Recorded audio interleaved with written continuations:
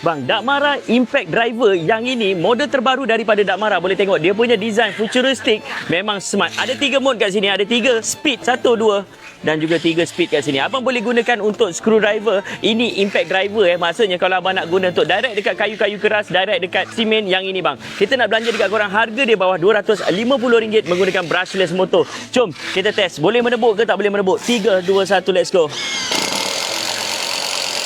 Padu bang tengok kita tebuk. Ini semua. Alamak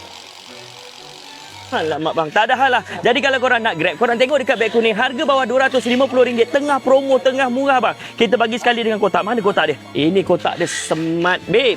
Okey, kotak merah dapat. Korang dapat sekali glove limited edition color merah. Okey, dan juga korang dapat charger dengan bateri lah. Okey, tengok sekarang dekat beg kuning dapat harga macam saya cakap.